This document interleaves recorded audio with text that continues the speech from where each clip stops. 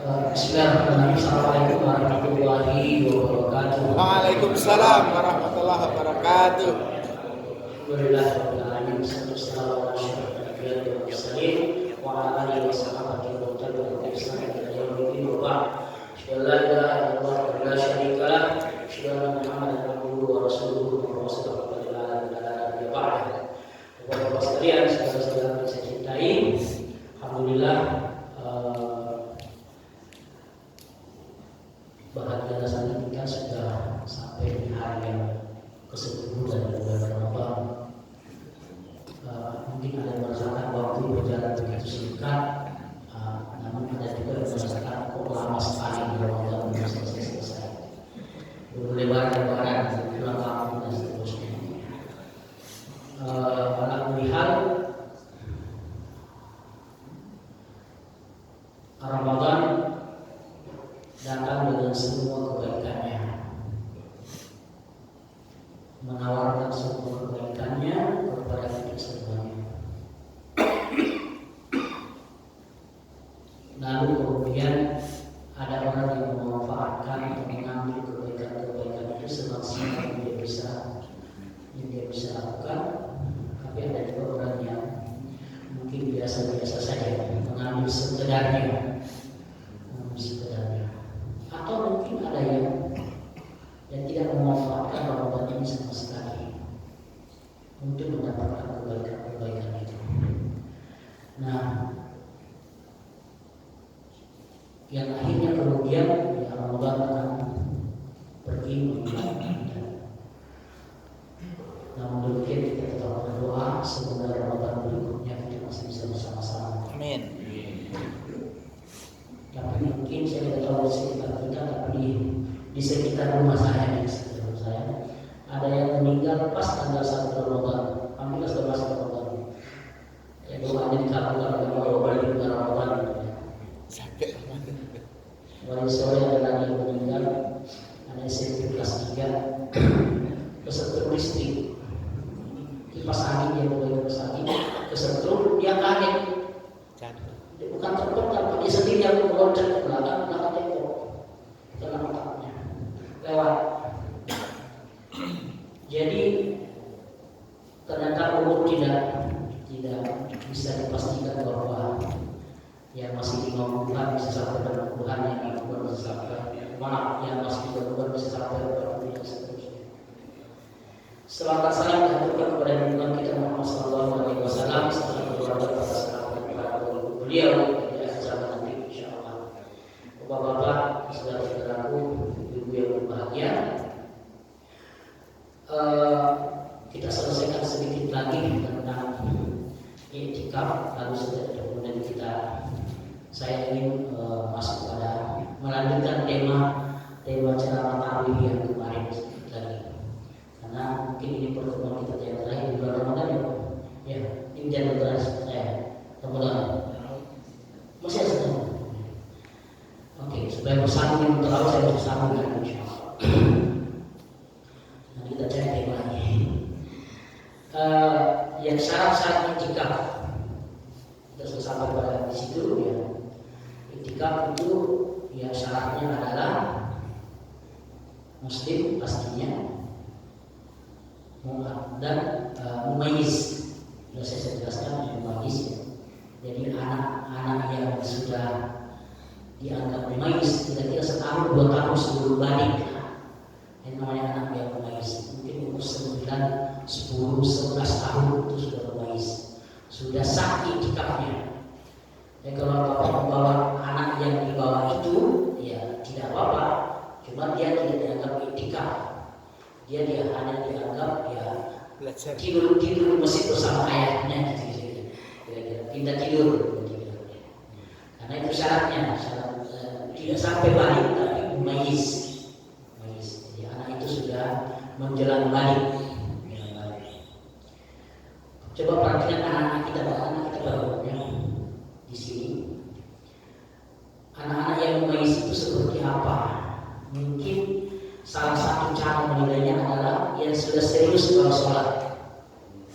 Kemudian sudah 8 tahun, 9 tahun, dia sudah nggak injak kaki, dia sudah menoleh kiri kanan, dia sudah tidak ngobrol dengan temannya atau gangguin temannya, itu berarti anak itu sudah menangis. Tidak harus 4 tahun, sudah 9 tahun, tidak harus 10 tahun, atau tidak selama 11 tahun. Itu salah satu cara melihat menilai anak itu sudah bermais. Memais itu kalau dibahasakan adalah anak itu sudah bisa membedakan yang baik dan yang buruk. Bahwa misalnya sholat ya, sholat itu harus serius, harus ada seterusnya misalnya. Otomatis. Nah itu namanya memais. Di tempat saya di masjid saya itu ada satu anak, mungkin kalau sebelumnya baru 9 atau dia sudah 10 tahun, tidak salah kelas 5 SD. Pak, ini anak masya Allah, ya. Masuk masjid tahiyatul masjid langsung susah pertama, setiap 5 waktu kalau dia di luar sekolah ya, 5 waktu dia di masjid, pakai gamis, pakai peci, umurnya masih begitu, masya Allah, ya. Luar biasa. Jadi itu cara salah satu cara menilai anak itu sudah mais. Kemudian tentu suci dari junub, hanya mandi besar dulu baru masuk masjid. Tidak wudu tidak apa-apa. Tidak, wudu bukan syarat i'tikaf. Karena wudu hanya syarat sholat dan tawaf. Dua yang disepakati ulama, wudu itu hanya wajib di tawaf dan sholat dan tawaf. Makanya mengapa Imam Syafi'i, kita pernah menerangkan, mengapa Imam Syafi'i mengatakan bahwa bersentuhan dengan perempuan yang bukan muhrim, sekedar bersentuhan dengan perempuan yang bukan muhrim itu membatalkan wudu kecuali saat tawaf. Padahal kan berapa ratus tahun yang lalu, mungkin sudah 1000 tahun ya, Imam Syafi'i yang lalu, 1500 tahun yang lalu Imam Syafi'i sudah memprediksi bahwa nanti di Ka'bah itu akan terjadi kondisi yang luar biasa sekarang itu.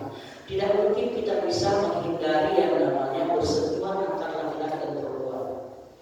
Terutama mungkin di garis start dan garis finish ya, mungkin di situ kemudian yang mau masuk ke Hajar Aswad misalnya Hijr Ismail, nggak bisa Pak, tidak bisa dihindari.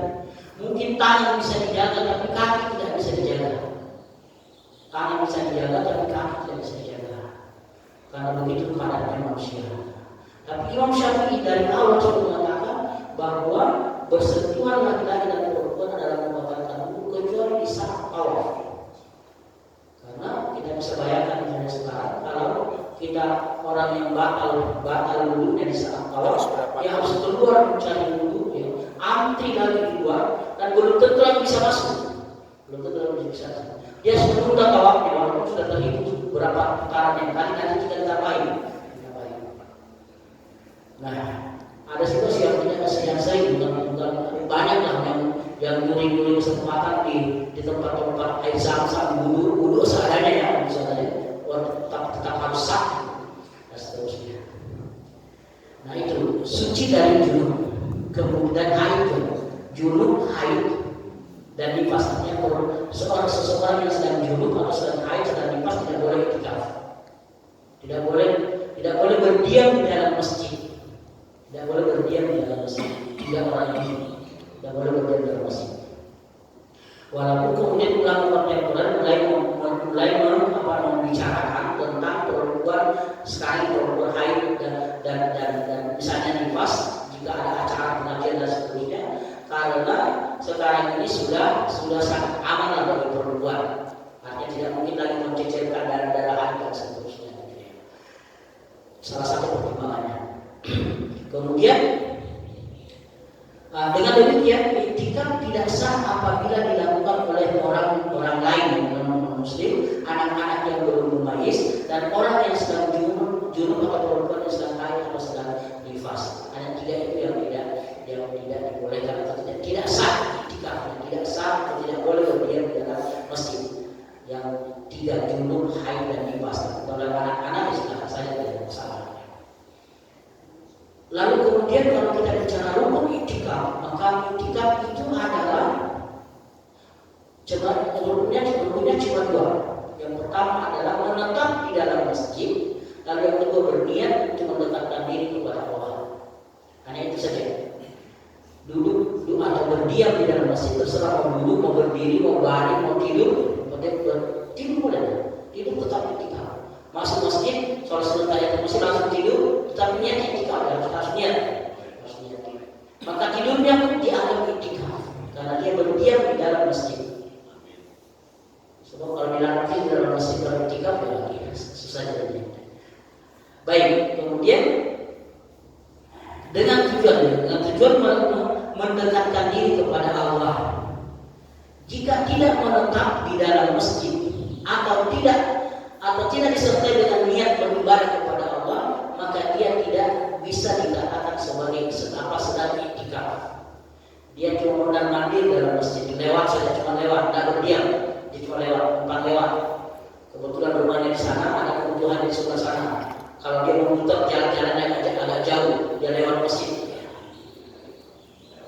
Lewat, numpang lewat. Misi haji numpang lewat.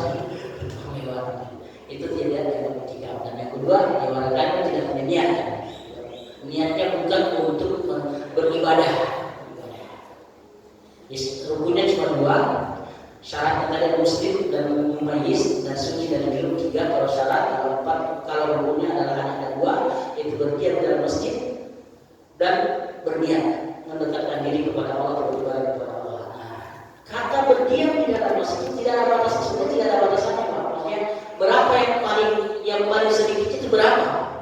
Yang perlu berhenti sejenak dan ada niat iktikaf. 1 menit kan, 2 menit kan, 5 menit kan ada masalah. Jadi sebenarnya tidak ada batasan waktu paling minimalnya berapa. Tetapi kalau sudah disebut orang itu sudah berdiam sejenak, maka itu sudah sah iktikafnya. Sama dengan tumanina, itu tidak ada batasan berapa paling pendeknya dari sisi waktu ya. Durasi waktunya berapa? Tidak ada ketetapan dari Rasulullah SAW. Yang ada adalah Nabi mengatakan minimal 1 kali membaca subhanallah. Misalnya ukur subhanallah, subhanallah yang tidak subhanallah alhamdulillah, Allahu akbar, sujud begitulah. Kemudian sujud, lalu kemudian duduk di antara dua sujud. Nah, orang tidak disebut tumanina. Misalnya tentang duduk di antara 2 sujud tidak disebut tumanina kalau dia tidak tegak tulang punggungnya. Jadi duduk tegak tulang punggungnya. Karena ada yang masih bengkok, masih tunduk-tunduk begini, sujud lagi. Itu tidak dianggap tumanina. Jadi dia harus lurus, duduknya lurus. Tentu kalau masih sehat ya Pak ya, masih seperti kita insya Allah pada saat sehat dunia semuanya, belum ada yang bongkok dan seterusnya. Jadi itu ukuran tumanina. Sama tadi dengan ukuran berapa paling pendeknya. Saya mau iktikaf tapi saya mau ambil waktu. Saya mau yang paling minimalis. Paling pendek waktunya berapa? Kita tidak bisa membawanya dalam menit atau dalam waktu. Tetapi jika itu disepakati bahwa orang itu sudah sempat berdiam di dalam masjid, maka berarti dia sudah iktikaf. Ingat niat. Itu tidak boleh tidak ada dua namanya rukun, dua-duanya harus ada.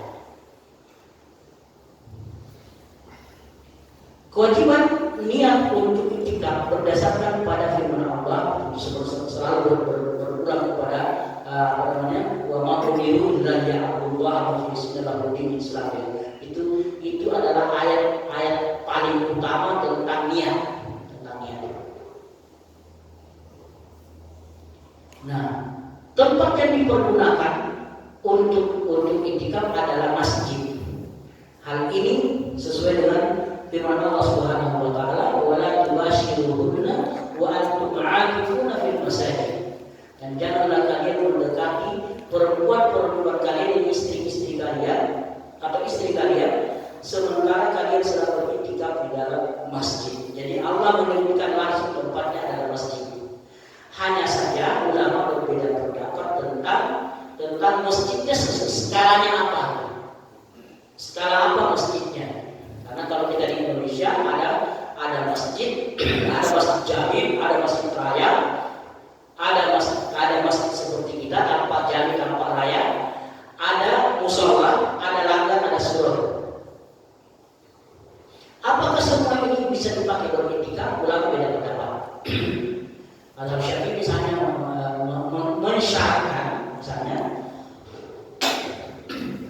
mensyaratkan itu adalah masjid yang digunakan sholat Jumat. Masjid yang digunakan sholat Jumat. Kenapa? Karena orang iktikaf kan minimal 10 hari pasti dapat Jumat satu di situ. Satu pasti ya, kemungkinan dapat 2. Ya, kalau misalnya mulainya Jumat berikutnya dapat 2. Supaya orang ini tidak keluar dari masjid, karena kita bicara tentang iktikaf yang ideal. Iktikaf yang ideal itu adalah masuk sebelum maghrib tanggal atau hari ke-21 dan keluar dari masjid setelah sholat subuh hari raya. Itu yang sempurna. Kalau kita kan mungkin masih jarang-jarang sempurna kan, yang pertama masih keluar masuk, gitu. Malam datang, tidur datang, ngaji sebentar, ngaji sebentar, masih ngantuk, tidur sebentar, pulang ke rumah lagi sahur. Kan begitu biasanya gaya kebanyakan kita. Yang tidak begitu jangan tersinggung. Bersyukur. Jadi itu iktikaf yang ideal, iktikafnya Nabi. Sehingga kemudian Nabi memboyong semua istrinya ke masjid. Dibuatkan bilik-bilik di belakang. Maksudnya Nabi kan luas. Ini juga bisa kalau ada membawa istrinya, bikinkan bilik-bilik di belakang. Atau ya betul kayak ini semua perempuan di belakang. Laki-laki tidak boleh di belakang. Sesama perempuan saya di sini, nggak perlu bilik. Cukup dengan ditutup tirai seperti yang di belakang. Dan cukup sebenarnya. Kalau di masjid saya karena masih transparan dengan perempuan, dipakai kacanya, dipakai tirai satu-satu supaya tidak ada. Baik, jadi saudara sekalian, itu yang penting untuk kita perhatikan ketika kita iktikaf. Jadi dalam mazhab Syafi'i itu disyaratkan masjid yang digunakan sholat Jumat. Kan dulu namanya masjid jami atau masjid raya. Tapi sebagian ulama yang lain mengatakan tidak ada larangan di musola seperti yang saya tadi yang keluar masuk tadi itu. Ya apa salahnya di musola? Saya tidak sampai Jumatan kok di situ. Jumatannya pasti saya lagi di kantor, saya kerja dan seterusnya. Jadi kalau demikian maka ya boleh saja. Tidak boleh juga kita melarang orang kalau yang sempat di musola saja. Ya, kira-kira begitu. Dan kalau mau iktikafnya sempurna, tidak keluar selama 10 hari atau 9 hari, maka iktikaflah di masjid jami atau masjid yang digunakan sholat Jumat seperti kita di sini.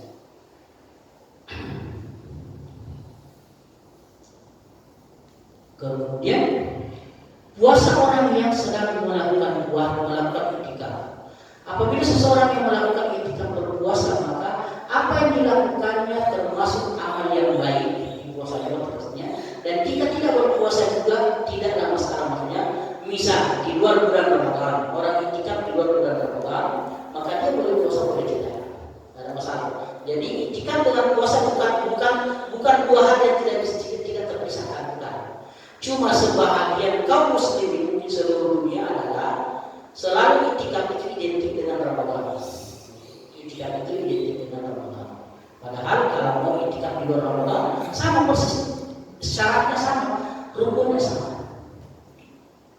Jadi bapak-bapak sekalian, sebenarnya selama ini kita sudah mengamalkan tentang berdiam di masjid yang belum adalah mungkin niatnya yang tidak ada.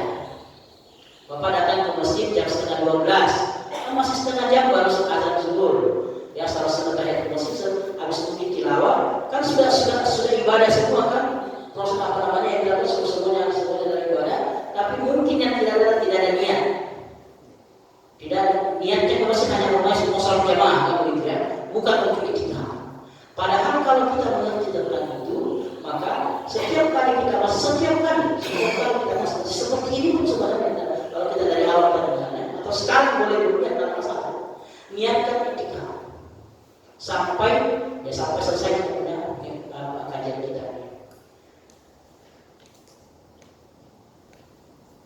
Tadi saya sudah jelaskan tentang akhir dan awal dan akhir iktikaf. Ya.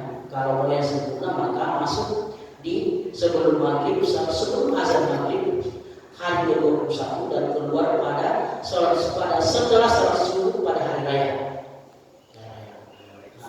Lalu bagaimana dengan logistiknya? Nah, ini kan sekarang sudah canggih lah. Ada masalah tentang hidup lagi luar dekat seterusnya. Anak-anak bisa menerima. Sekarang kan panitia tinggal apa namanya? Repot segala macam. Gampang. Apa kita sewa satu tukang masak yang bisa memenuhi. Tapi sekarang sih rata-rata takjil berlimpah takjil. Kalau sudah ada program iktikaf pasti mas nasi bungkus akan berlomba-lomba gitu. Karena dia akan memperebutkan pahala pada hari itu. Pahala memberi buka puasa, pahala sahur. Luar biasa. Alhamdulillah kita hidup di era yang seperti ini. Sama dengan kalau ada nanti yang dapat rezeki cukup kemudian umrah Ramadan. Di telepon saya itu ada ini lagi umrah Ramadan bersama. Lalu ada umrah Ramadan yang full, jadi full Ramadan. Dan kalau kita kreatif ya, kan kalau umrah biasanya ada kan memang makanan sahur dan seterusnya sudah disiapkan kan masakan makan malam dan sebagainya. Sekarang sudah disiapkan. Awal dulu Pak umrah tahun 2000-an ke bawah itu makan sendiri, makan sendiri. Kecuali kayak sahur, makan malam misalnya. Makan sahur misalnya tidak. Kalau tidak ditanggung makan sahur, kalau kita kreatif keluar, selalu ada orang yang datang membagi makanan. Selalu. Baik. Itu awal dan akhir iktikaf. Kemudian beberapa hal yang dianjurkan dan yang makruh dilakukan ketika iktikaf. Yang penting kita baca. Bagi orang yang sedang iktikaf hendaknya memperbanyak ibadah sunnah. Ibadah sunnah. Semua yang bisa dilakukan. Salat, kemudian salat tilawah, mungkin zikir, doa, baca buku semua silakan bawa buku bacaannya ke masjid. Yang biasa membaca buku politik, bawa buku politik. Yang biasa bawa buku ekonomi, baca di masjid. Capek baca buku yang satu, kita baca Quran lagi. Dan kalau untuk Quran mungkin sebaiknya kita punya target. Sehari berapa juz? Kalau iktikaf kan berarti bukan lagi sehari berapa lembar ya baca. Jangan pakai lembar lagi kalau iktikaf pakai juz. Sehari berapa juz? Bisa 5 juz minimal. Setiap waktu sholat selesai waktu sholat 1 juz. Artinya 5 juz. Kalau sudah sedang iktikaf yang panjang kan ya, dan kalau iktikaf yang keluar masuk ya mungkin belum bisa. Paling minimal sekali kita sekarang target sehari 1 juz, hari-hari biasa ini. Yang belum bisa sampai 1 juz, setengah juz 1 hari. Setengah juz 1 hari kan satu lembar per waktu sholat bisa lagi. Kemudian beberapa hal yang boleh dilakukan ketika iktikaf. Kalau tadi ada yang makruh ya. Di antara perkara yang dianjurkan ketika iktikaf adalah mempelajari ilmu yang telah disediakan. Bagi orang yang iktikaf makruh melakukan hal-hal yang tidak bermanfaat, baik berupa ucapan atau perbuatan. Misalnya iktikaf berdebat tanpa ujung gitu. Gimana? Sampai kapan penyelesaian 349 triliun itu? Udah dibicarakan di luar aja. Kalau sedang dibicarakan tidak apa-apa saja yang mendebatkan. Sampai sekarang belum ada gitu. DPR yang macam-macam Mahfud MD kemarin sekarang yang dijawab sama Mahfud MD 30 menit ini selesai. Ya, walaupun apa yang bakal terjadi dengan uang sebesar itu kita tidak tunggu endingnya saja gitu. Tunggu endingnya. Kemudian itu yang makruh, hal-hal yang tidak bermanfaat baik berupa ucapan maupun perbuatan. Hanya itu saja sih yang dimakruhkan. Yang hal-hal yang tidak bermanfaat. Nabi mengatakan min husni islamil mar'i tarkuhu ma la ya'ni. Pertanda baiknya Islam seseorang itu, pertanda baiknya Islam seseorang adalah ketika dia mampu meninggalkan yang tidak ada kepentingannya. Dia tidak punya kepentingan, maka itu tidak dilakukan. Kalau membicarakan 349 triliun, kita punya kepentingan yang lain. Sebagai rakyat, pajak bapak sebenarnya, pajak bapak sebenarnya. Karena ternyata yang benar-benar paling besar adalah biaya cukai dan pajak. Beberapa hal yang boleh dilakukan ketika beriktikaf. Seseorang yang beriktikaf adalah keluar dari tempat iktikaf untuk mengucapkan selamat jalan kepada orang yang bepergian misalnya. Boleh keluar dari masjid, mengantar saudara kita yang mau pulang dan seterusnya. Karena mungkin kita dari dalam masjid ya. Pulang elok lah begitu. Lalu kemudian menyisir rambut dan mengunjungnya memotong kuda seterusnya tentu rambutnya di teras. Kalau mengunjung rambut boleh bercukur. Tinggal panggil tukang cukurnya sini. Siapa yang bercukur itu ayat bercukur. Atau keluar untuk sesuatu kebutuhan yang tidak dapat ditunda, makan sahur misalnya, karena tidak ada yang bawa sahur ke sini, pulang dulu, iya sahur pulang dulu. Asal setelah sahur jangan lagi aji mumpung gitu ya. Kebutuhannya sahur gitu.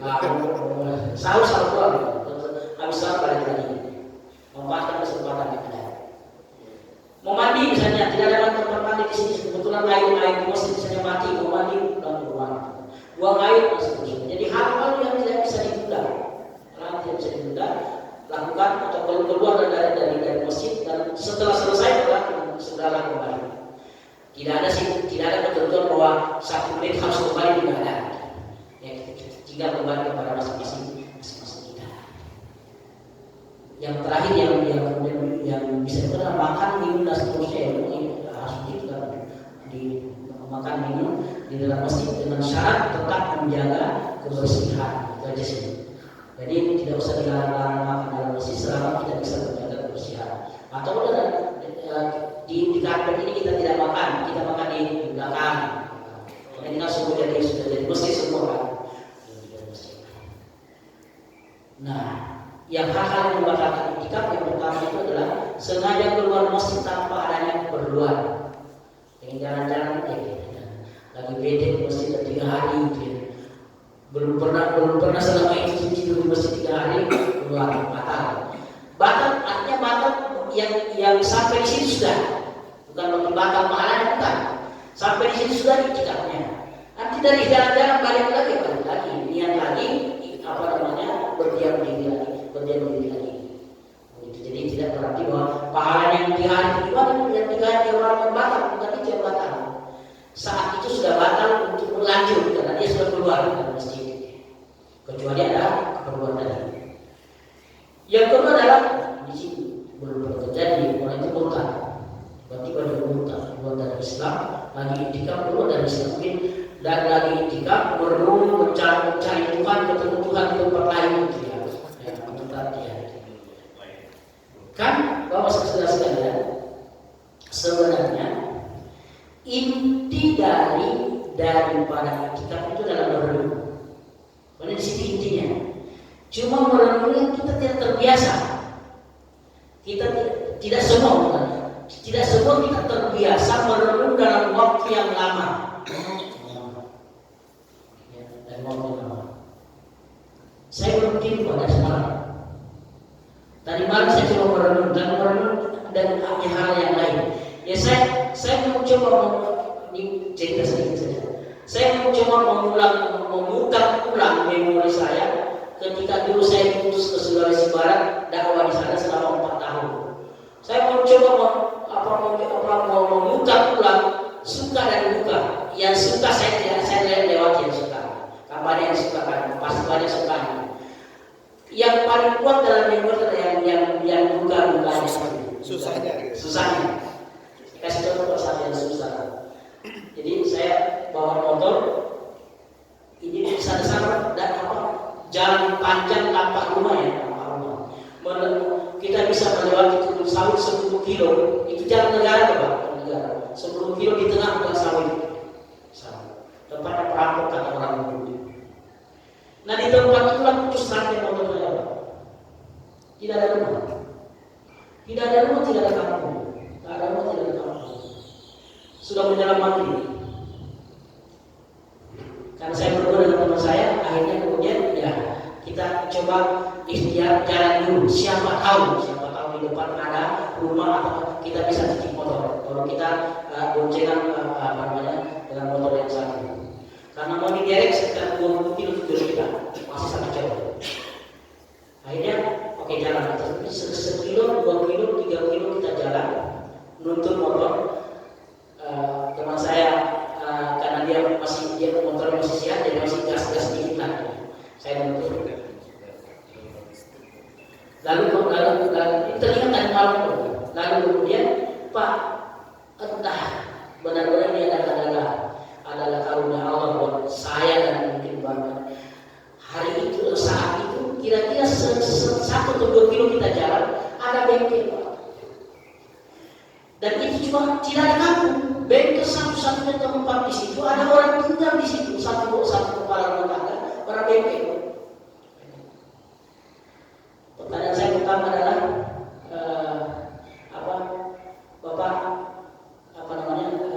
Bapak dari mana? Kan kita dari Bugis, saya dari Bugis.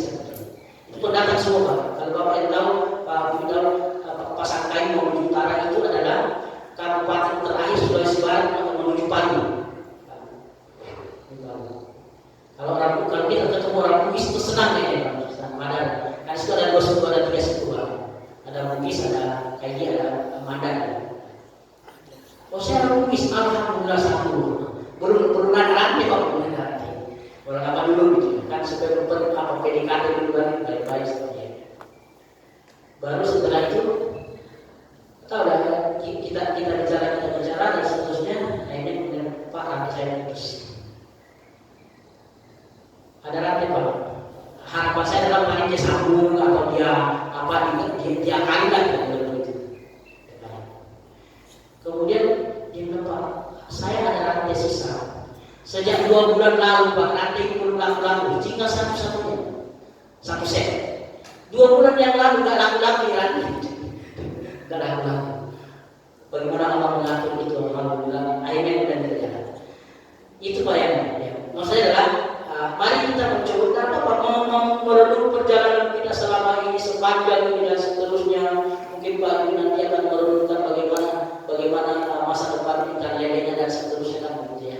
Tentang ini depannya Pak belum kabarin kita depannya. Siap. Yang mau makan gratis ke Jogja 2 minggu lagi insya Allah. Jadi inti dari kitab sesungguhnya adalah merenung Pak. Dan dalam perenungan itu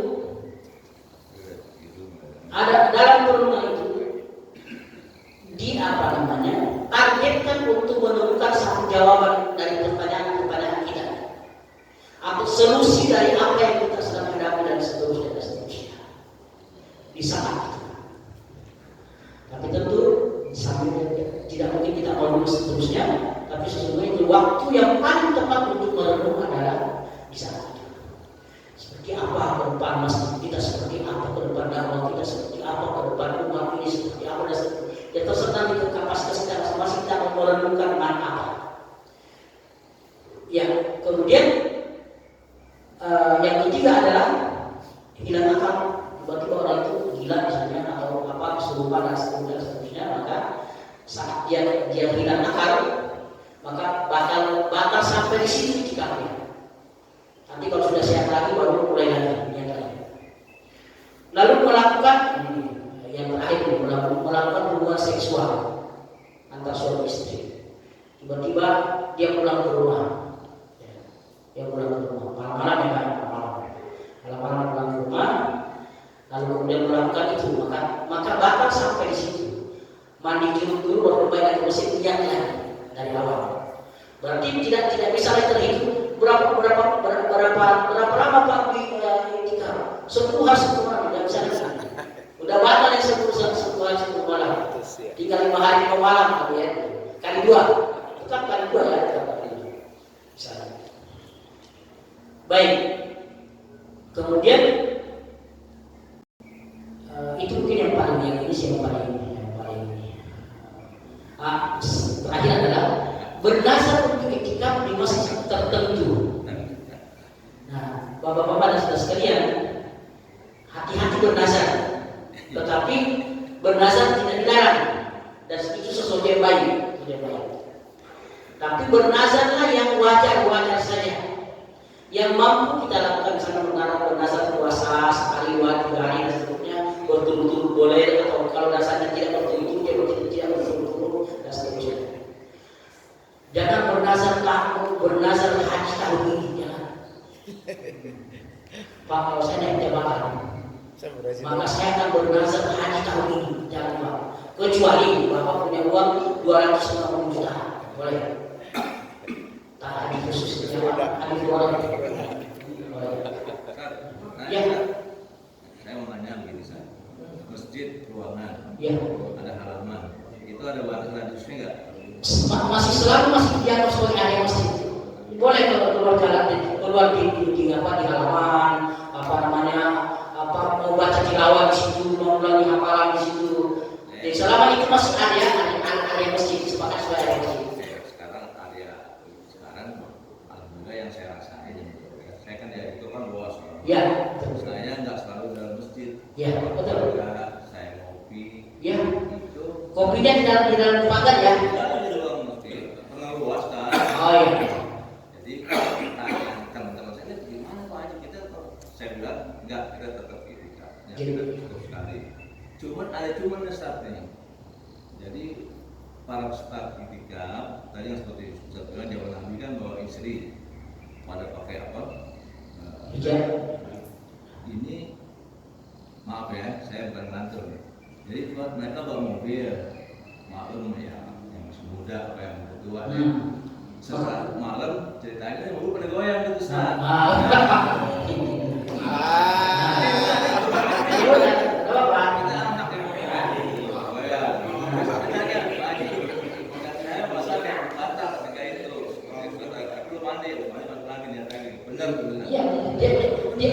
Dia mengulangi lagi itikafnya. Padahal beliau sih mau bilang saya nyewain villa situ gitu, jangan di mobil gitu. Dan oke. Jadi jadi ayat yang tadi mengatakan wala tubashiruna wa antum ma'akifuna fil masajid, dan janganlah kalian mendekat istri kalian sedang kalian sedang beritikaf di dalam masjid. Artinya kalau itu terjadi maka batallah itikaf itu. Tapi bukan pahalanya yang batal, tapi sampai di situlah itikafnya.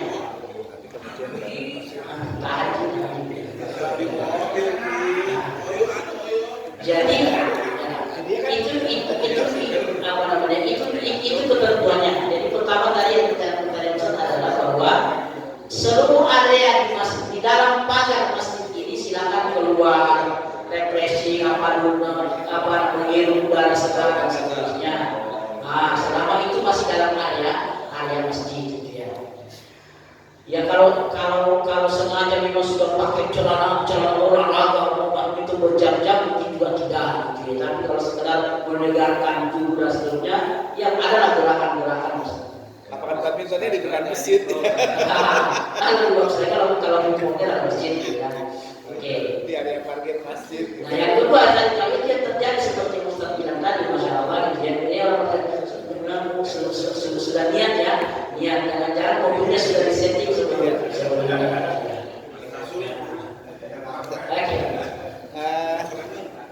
Terkait dengan niat tadi apakah ada lafaz khusus buat niat itikaf? Dia saya berpikir dalam hati jalan dari rumah. Saya berniat itikaf. Pak mau kemana? Mau itikaf ke situ. Ya tidak perlu ada nawaitu itikaf atau bahasa Arab enggak ada ya. Semua bahasa. Kalau tadi terkait dengan batalnya itikaf itu, kalau kita niat sholat kan ada 2 rakaat, 4 rakaat. Nah, kok itikaf gimana Pak? terkait dengan niat dan ada batalnya tadi itu kalau sholat kan ada kita niat sholat 2 rakaat, 4 rakaat dan sebagainya. Nah, ini kalau iktikaf apakah saya niat iktikaf niat untuk aja malam? saja. Jadi niat, jadi gini, Nggak pakai kalau waktu. niat, kalau tegang kembali kepada kita, apakah saya membuat iktikaf 5 menit, 10, tapi tidak usah diniatkan waktunya. Tidak usah dibatasi waktunya. Misalnya mau iktikaf saja. Mungkin awalnya rencana belum niat, masing-masing rencananya dia mau iktikaf 5 hari misalnya. Hari keempat ada sesuatu, selesai. Hari ketiga selesai. Jadi putusnya pada saat tadi Putusnya pada saat keluar. Jadi tidak ada batasan waktu yang diwajibkan bahwa harus berniat, saya harus berniat 10 hari 10 malam. Dan justru itu bisa membuat bagus kalau misalnya sudah niat dari awal. Bahwa saya ingin niat ini, saya mau 10 hari 10 malam. Tapi tengah jalan dia batal misalnya atau keluar misalnya. Apakah itu bermasalah? Tidak bermasalah. Tidak ada masalah. kan kalau yang biasa dilakukan di masjid-masjid dekat kantor gitu, misalnya di BI gitu kan. Iya. Biasa teman-teman itu kan itikaf di BI, nanti paginya ngantor. Kan berarti sudah batal kan itu kan? Oh iya, kan Ya, kan? sudah keluar dari Iya. batal. Nanti balik lagi. Nanti setelah jam kantor balik lagi ke itikaf lagi di BI. Sekarang kalau di pesawat ada di mana? Nggak belum ada. Kayaknya ada Ustaz. Ada. Kan masjid di masjid itu udah di masjid kantor. Iya. Satu lagi belum selesai dari ini kan area masjid Sat. Iya. Sekarang parkir mobil kayak gini kan ya. Nah. Ini mobil goyangnya dari area masjid. Oh itu nggak yang tidak boleh di dalam bodi dalam lantai utama masjid itu janganlah. Sebenarnya mas.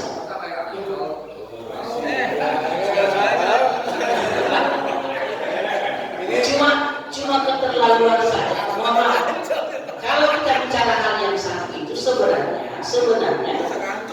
ya maksudnya gitu.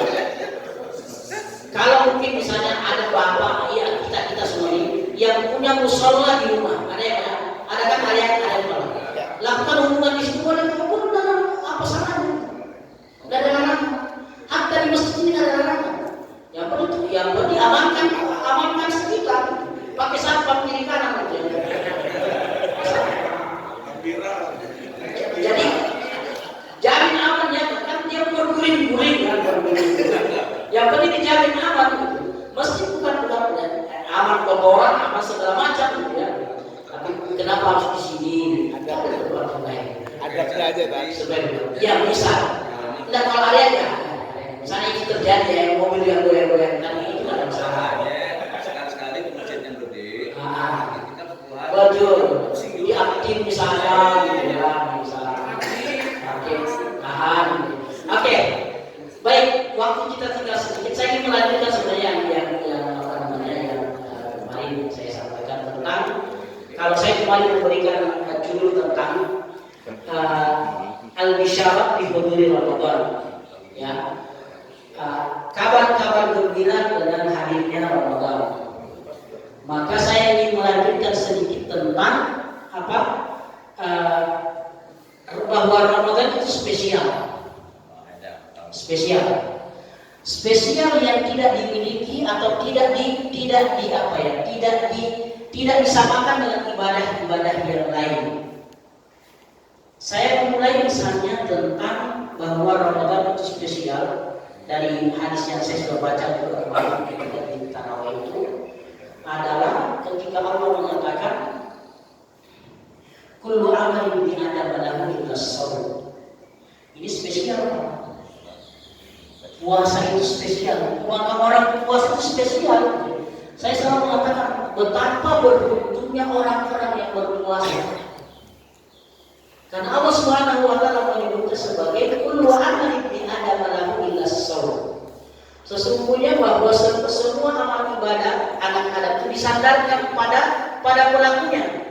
Si fulan salat, si fulan salat dan salat untuknya, ya. Si fulan zakat dan zakat untuknya, namanya disebutkan dalam siapa berzakat? Saya. Kira-kira begitu. Dan semua amal-amal yang lain.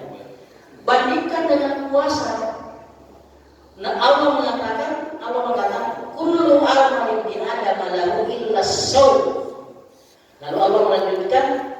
as-shaum li, puasa itu milikku. Pak, saya yang puasa, Allah yang mengakui sebagai miliknya. Bapak yang puasa hari ini, Allah mengakui sebagai miliknya. Kita boleh mengakui saya puasa, saya ini adalah puasa yang pertama atau yang ke-10 misalnya. Boleh kita mengakui seperti itu. Tetapi ada yang lebih tinggi, yang ada yang mengakuinya yang jauh lebih adalah bukan Rasulullah, tapi Allah Subhanahu wa taala. As-shaum li. Dan inilah spesialnya puasa. Bahwa puasa itu untuk milik kata Allah. Hambanya yang disuruh puasa, tapi yang mengakui pemiliknya adalah Allah. Allah tidak pernah mengakui sholat kita. Allah tidak pernah mengakui sedekah kita. Allah yang memberikan pahala saja. Allah tidak pernah mengakui sebagai miliknya apapun kebaikan-kebaikan yang kita lakukan kecuali puasa. As-shaum li. Semua puasa itu. Ya. Semua puasa. Sunnah dan wajib. Kenapa? Semua puasa. Semua puasa. Semua puasa. Karena walaupun konteksnya sebenarnya ada puasa wajib.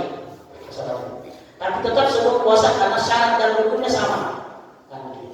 Yang beda dengan puasa sunnah, wajib dan sunnah kan kalau puasa sunnah kita boleh berniat selama dia belum makan dari subuh sampai sebelum zuhur, dia masih boleh berniat saya mau puasa sunnah hari ini. Maka yang tadi yang sudah lewat itu sudah dianggap dia berpuasa, sudah masuk dalam area puasa. Ketika dia mulai berniat, mundur ke belakang, langsung sampai ujung nanti.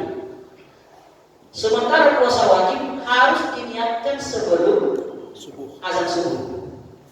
Maka untuk mengamalkan itu saya pernah menyampaikan waktu itu, untuk mengamalkan itu maka berniatlah puasa saat di awal di malam pertama Ramadan untuk puasa selama 1 bulan penuh.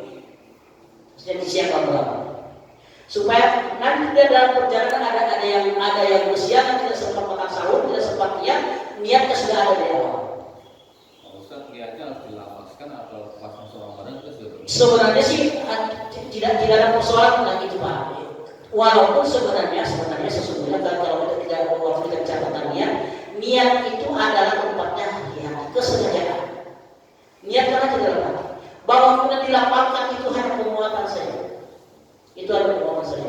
Kenapa misalnya di masjid nawaitu sama wali dan seterusnya itu dia lakukan setiap malam? Ya untuk mengingatkan yang lain-lain lah, menguatkan mengingatkan dan menguatkan. Tapi kan tidak semua orang hadir di masjid. Tidak semua orang yang puasa hari ini mengucapkan itu tadi malam. Maka paling namanya adalah niatkan itu sejak awal. Sejak awalnya berapa lama itu tidak ada alasannya juga. Pokoknya mungkin masih beberapa bulan kemarin sudah mengatakan saya insya Allah tahun 14-15 hijriah saya akan puasa selama 1 bulan. Sudah diniatkan. Misalnya walaupun yang paling ideal dan niat itu yang nempel dengan pelaksanaan. Nah itu yang paling ideal, paling afdal. Kapan itu di waktu sahur? Kenapa kita disunahkan sahur? Kenapa kita dianjurkan sahur? Bukan sekedar agar kita kuat hari ini. Saya coba kemarin tidak sahur. Beda kalau sahur dengan tidak sahur. Bukan kesiangan tidak, tapi saya yang pengen ngetes saja dulu. Mungkin kalau sudah hari ke-9 kali ya sudah mulai bilang lagi. Jadi amal ibadah, amal dengan niat dengan amal ibadahnya itu yang paling bagus atau tentunya yang nempel, yang bersambungan lah. Ya. Itu mungkin supaya tidak menjadi keraguan bahwa pada hari itu dia lupa niat gitu. Niat. Ya. Kalau lupa niat dan dia tidak pernah berniat sebelumnya, tidak pernah berencana sebelumnya. Enggak kan kita biasa dari awal Ramadan sudah itu kan semua orang yang ahli Ramadan itu yang sudah mempersiapkan di Ramadan itu otomatis dia sudah niat. Iya. Tetapi niat yang paling afdal ideal adalah yang dilakukan sahur di waktu sahur itu ya. Atau dilakukan sebelum tidur atau dilakukan setelah ada tarawih kali itu. Nah, itu yang supaya kemudian kenapa? Karena Bapak sekalian sobat dan ini harus kita ketahui semua bahwa puasa wajib itu niatnya wajib sebelum subuh. Sebelumnya berapa jam, berapa hari, berapa hari tidak ada masalah. Tapi sebelum subuh maksudnya subuh besoknya ya. Dia sebenarnya di awal Ramadan. Maka saya ajak semua pemain niatkan untuk puasa 20 hari lagi ke depan, insyaallah. Kalau ternyata cuma 19, alhamdulillah, 30 alhamdulillah gitu ya. Tapi niatkan sekarang bahwa misalnya itu tadi ada mungkin karena kecapean, kelelahan, kesiangan dan seterusnya tidak sempat niat malam itu, maka ya sudah walau tetapi kalau kita mengikuti kaidahnya bahwa atau syarat puasa wajib itu adalah niatnya harus sebelum subuh. Puasa wajib. Kalau puasa sunnah menjelang zuhur, sebelum azan zuhur dikumandangkan, belum pernah makan apa-apa, belum pernah minum apa-apa, belum pernah hubungan suami istri di siang hari itu, paling misalnya di hari lalu mengatakan saya sunnah puasa sunnah, itu boleh. Yang kedua adalah puasa sunnah boleh kita batalkan kapan saja. Puasa sunnah. Iya. Ini Bapak lagi puasa sunnah nih, Senin Kamis sebenarnya. Tiba-tiba saya pernah karena kasih contoh. Tiba-tiba diajakin sama tetangga, yuk bakso di depan, bakso. Udah jam 5 nggak apa-apa, enak baksonya gitu. Bapak tertarik nggak apa-apa. Ya, terserah saja. Rezeki. Rezeki tapi puasa sunnahnya batal ya. Harus direlakan. Ini antara semangat bakso atau kemudian rela pakannya kita gitu, suka-suka. Tapi boleh. Bapak kedatangan kamu misalnya, masa tidak teman bertahun makan siang? Lebih utama Pak menemani tamu makan daripada Bapak melanjutkan puasa sunnah. Lebih utama pahalanya. Karena menyenangkan orang kan, membuat kangen. Kecuali kalau maaf ya, saya belum berpuasa. Bapak makan, pokoknya makan santai saja, Bapak anggap itu baru terserah. Itu pilihan juga. Ya. Karena saya pernah mengalami begitu. Saya puasa sunnah sendirian. Diajak sama bos saya ke santai apa orang yang di puncak itu loh. Saya bertahan gitu. Karena sudah siap kan tangguh ini. Tapi alhamdulillah dikasih menangnya. Itu. Ya. Puasa sendiri. Nah, kalau saya kemudian kalau puasa wajib tidak boleh secuil pun ada niat. Nanti agak siang kalau saya lapar batal nggak bisa. Itu batal. Otomatis kalau punya niat begitu. Punya niat ingin membatalkan puasa wajibnya, kecuali karena usul ya, kecuali karena sakit, kecuali karena tiba-tiba perintah kantor harus pergi terus terbang dan seterusnya. Itu baru boleh. Tapi tanpa alasan yang syar'i tidak boleh ada niat untuk membatalkan puasa wajib kita. Dan kapan orang itu mulai berniat? Pokoknya nanti kalau habis zuhur saya agak lapar, saya makan itu udah punya rencana. Jangan Pak. Karena itu tidak bisa dibayar. Orang yang batal puasanya 1 hari saja, bukan hanya batal, yang tidak sengaja tidak puasa 1 hari saja. Di luar yang kita sudah jelaskan tentang usul-usul yang ada, alasan-alasan yang cari yang ada, maka itu tidak bisa dibayar dengan 1 tahun puasa berturut-turut. Tidak terbayar. Yang 1 hari itu tidak bisa dibayar dengan puasa berturut-turut. Saya nggak tahu di sekitar sini, tapi di sekitar tempat saya ada di arah Tanjung Halang aja, arah Kemang semua. Di situ ada warung bakso. Saya lewat kemarin, ya Allah, motor ramai Pak diparkir, ditutup situ. Yang berada namanya mangkok dengan sendok itu. Sama kelihatan kakinya nih. Kakinya lihat, karena dia dipakai ke bawah, kemudian di atas pakai kaki. Baik, kalau saya selesai. Iya. Ini bertanya 2 hal. Iya. 2 hal. Nanti cara mengetahui saya lanjutkan yang Ya. Terkait dengan puasa dan sholat Jumat. Iya. Ya. Yang pertama kan kita diperbolehkan untuk tidak berpuasa dalam keadaan safar. Ya. Tapi yang saya dengar dari sebelumnya tidak boleh meniatkan untuk tidak berpuasa.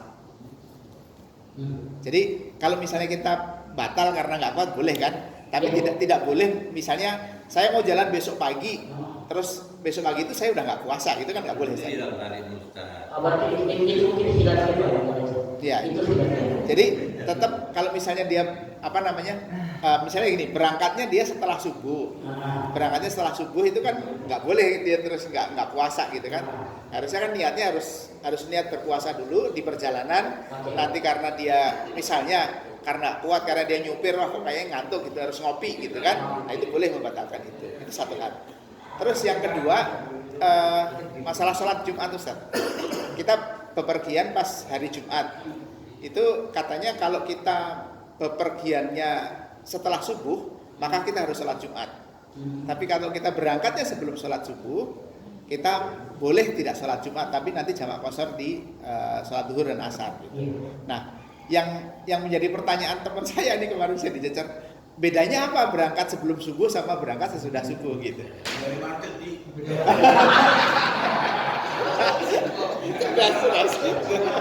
Oke, itu alasan apa namanya, alasan realitanya gitu ya. Tapi kalau alasan syar'inya, mari kita pertemukan. Pertama tentang puasa. Justru bahwa saya paham ya. Berarti ini sesuatu yang hilafiyah. Kalau hilafiyah kita boleh memilih jadinya ya. Kita sepakat di situ. Kalau yang hilafiyah kita boleh memilih satu di antaranya. Tetapi yang saya paham tentang safar atau musafir, maka orang musafir itu sudah dapat rukhsah sejak dia punya niat bahwa dia akan musafir hari itu. Maka di hari itu dia sudah dapat keringanan, hadiah dari Allah untuk dia boleh tidak puasa, bukan dia tidak wajib puasa, bukan, boleh tidak puasa, boleh tidak puasa. Nah, mungkin karena boleh tidak puasa di sini, lalu kemudian bisa dibuka, bisa disatukan. Kemudian dia dia niat puasa, Tapi karena sesuatu yang lain dan akan terjadi di perjalanan dan seterusnya, dia punya rukhsah, dia boleh membatalkan puasanya. Kan dia sudah diberi keringanan itu. Tapi kalau dia mengatakan atau pendapat mengatakan bahwa wajib hukumnya tetap harus berpuasa misalnya hari itu kalau saya tidak bisa jawab kalau itu. Saya tidak bisa jawab. Tadi sebentar dikaitkan dengan tadi Ustaz yang bahwa puasa wajib itu tidak boleh ditinggalkan gitu. Nah, kan kalau ditinggalkan puasa wajib itu kalau ditinggalkan katanya pahalanya diganti dengan pahala 1 tahun itu nggak cukup kan gitu. Itu kalau sengaja tidak sholat tanpa uzur, itu sepakat ulama di sini. Kalau tanpa uzur, tanpa safar, tanpa sakit, tanpa menstruasi, tanpa nifas, tanpa kerja berat dan seterusnya, itu oke. Tanpa hamil, tanpa menyusui, itu oke, sepakat. Tapi kalau kemudian orang itu sudah sudah punya niat untuk safar, besok sudah pegang tiket dan seterusnya, maka dia besok hari itu dia pilihan bagi dia. Kan orang yang mau safar sudah berhitung kan seperti itu. Kecuali tadi kalau yang tadi Pak mengatakan bahwa ada kondisi tertentu di lapangan seperti ngantuk dan seterusnya, itu lain soal. Tetapi kemudian apakah dia wajib berpuasa dari awal hari? Itu mungkin yang boleh jadi kita di sini. Karena kalau kita kembali ke ayat wa man kana minkum maridan aw ala safarin fa'idatun min ayyamin ukhra. Orang yang sakit tidak ada ketentuan bahwa sakitnya dimulai dari kapan, misal safarnya dimulai dari kapan. Pokoknya orang itu safar, maka bagi dia adalah dia boleh mengganti di hari yang lain. Tapi ingat, wa an-nasru khairul lakum. Puasa lebih baik bagi kalian, puasa. Kalau misalnya tadi mau musafir, puasa aja dulu berarti kan. Berarti itu anjuran, kan sifatnya anjuran. Wa an-nasru khairul lakum, dan puasa lebih baik bagi kalian. Tapi kalau misalnya sudah tidak puasa, dia juga tidak ada masalah karena pahit dan tidak yamin ukhra akan menggantinya di hari yang lain. Jadi kira-kira seperti itu. Nah, tetapi ini kemudian menjadi seperti khilafiahnya ada di apakah dia wajib puasa berniat puasa dari awal, apa karena dia sudah rencana berangkat besok sudah niat tidak puasa sudah. Dan itu tidak masuk dalam kategori yang terbayar 1 tahun tadi karena memang dia sudah punya tiket pesawat, maksudnya bukan tiket pesawat kan. Dia sudah punya hadiah dari Allah, rukhsah dan keringanan dari Allah, itu sudah punya. Dan dan itu ayatnya jelas. Itu ayatnya jelas. Tinggal nanti mungkin kembali ke masalah jarak safar. Jarak safar itu berapa? Kalau jarak safar di dalam sholat maka tidak ada angka yang disepakati oleh ulama. Kalau masih ingat kita di bab 1 buku ini, tidak ada angka yang disepakati oleh ulama. Bahkan ada sampai 15 pendapat. Inilah salah satu khilaf yang paling ramai. Dan masing-masing dengan dalilnya. Sekitar 15 pendapat, masing-masing dengan dalilnya tentang jarak safar. Nah, cuma kemudian dan sekarang masih di lapangan itu terjadi. Cuma sebagian orang itu menggunakan perasaan, memakai ilmu. Dia dari Jakarta, dia dari Grogol misalnya ke sini sudah merasa jauh. Atau dia ke sini ke Cakung, dia sudah merasa jauh. Jadi yang dipakai rasa, itu salah. Jangan pakai rasa, pakai ilmunya. Apa ilmunya? Ya terserah Bapak ini dari 15 pendapat yang tadi. Pendapat pertama saya mengatakan sekedar keluar dari kampung. Bapak dari Citerep, ini masih terus Citerep. Mau ke Cibinong. Bapak ke Cibinong. Udah safar. Ya? Sudah boleh tidak puasa. Itu kalau menggunakan istilah kampung. Kharaja minal umrah, keluar dari kampung. Nah, kita tidak pakai itu karena kalau kampung dipakai di Indonesia, waduh, repot kita kalau kampung dipakai di Indonesia. Kalau kampung dipakai di Arab, makmur. Ya sudah pernah Bapak yang sudah pernah haji sudah umrah, Bapak naik bis dari Jeddah ke Madinah. Itu nanti ketemu kampung benaran. Ada dasarnya di jalan ada, dasarnya banyak. Tapi bukan kampung. Kampung benaran itu ketika menempuh jarak sekitar 480 kilo baru ketemu kampung, baru ada kubur mau jalan. Itu baru kampung benaran. Jadi 480 kilo baru ketemu kampung, ya wajar dong kalau begitu. Tidak hal yang tidak berulang. Kalau mereka sudah keluar dari kampung menuju kampung yang lain, itu dia begitu. Jadi kita tidak pakai itu di Indonesia misalnya. Kalau mau dikhususkan. Bahkan di dalam mazhab Syafi'i sendiri, jadi imam-imam yang bermazhab Syafi'i sendiri itu beda pendapat, Pak. Bahkan Imam Syafi'i sendiri punya beberapa pendapat tentang jarak. Dan yang paling masyhur dari semua pendapat Imam Syafi'i adalah atau mazhab Syafi'i adalah jarak tidak kurang dari 83 kilo. 83 kilo. Itu jarak yang paling ideal karena itu diukur dengan apakah jarak itu bisa ulang balik jalan kaki. Tidak bisa ya. 83 ini kemana di sini? Sini Purwakarta. Purwakarta ya? Jauh. Berarti sudah sampai. Bahkan mungkin Bekasi, Cikarang itu sudah masuk kali Pak. Enggak. Kalau tol Cikampek kan 70 kilo. 70 kilo. Nah, kan Cikampek sih kan Cawang kan. Sini ke Cawang 26. Hah? 26. Oh iya, saya berhitung dari situ. Iya. Dari Bogor. Barang sini 40. Oke. Ada lagi yang kemudian yang ada juga yang sudah menentukan jarak dan sangat pendek itu 3 mil. 3 mil itu 5,4 kilo. 18 ya. Nah, 5,3 mil dan 5,4 kilo.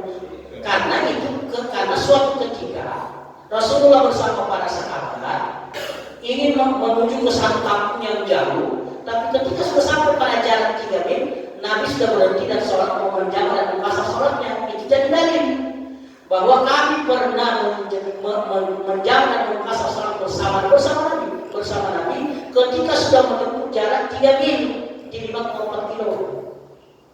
Ke CCM kan gitu kan? Iya, CCM. Bapak ke CCM sudah. Iya. Sudah makan sudah gitu. Iya, tapi jalan kaki tak. Jalan kaki.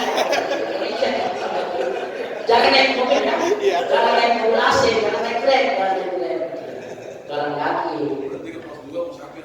5,4 kilo. Jadi pendapat banyak sekali. Nah sekarang untuk itu kemudian ya saya tadi tentang itu saya lebih cenderung kepada pendapat Imam Syafi'i yang 83 kilo lagi.